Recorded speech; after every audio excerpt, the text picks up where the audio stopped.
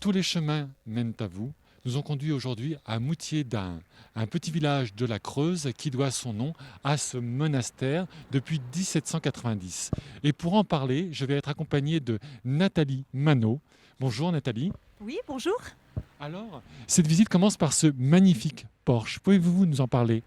Oui, ce porche, c'est l'introduction à la découverte de cette église, de cet ancien monastère. C'est la seule partie qu'il subsiste de la reconstruction gothique.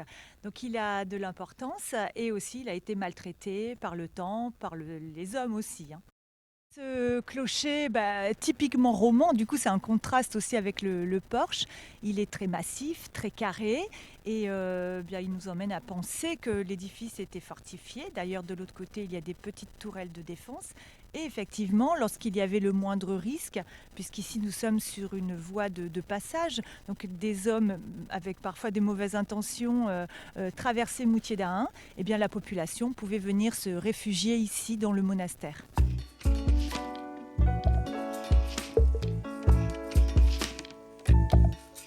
Nous sommes accueillis à la ferme de la Vorette par Nicolas et Adeline dans leur chèvrerie. Alors dans cette chèvrerie, combien de chèvres? Et bien là, pour le moment, on a à peu près 80 chèvres sur l'exploitation.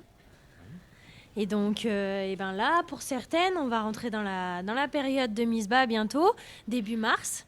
On essaye d'avoir des lots de décalés pour pouvoir avoir un pic de lactation justement juillet-août pour avoir du fromage en conséquence pour les touristes qui viennent nous voir ici. Quels sont les différents types de fromages que vous avez? Vous retrouvez un petit peu tout ce que l'on fait sur la ferme. Donc vous avez la pyramide, le crottin double, la bûche. Donc ça, c'est les principaux fromages de chèvre que l'on fait à différents affinages, que ce soit du frais, du mi-sec ou même du sec, parce qu'il y a beaucoup de gens qui aiment ça.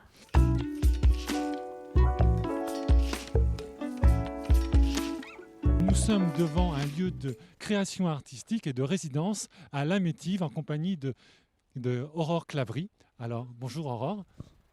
Alors, ce nom de La Métive, d'où vient-il? Alors la métive, ça vient de l'occitan qui veut dire moisson, qui veut dire le fait de prêter la main à ses voisins pendant la période de moisson.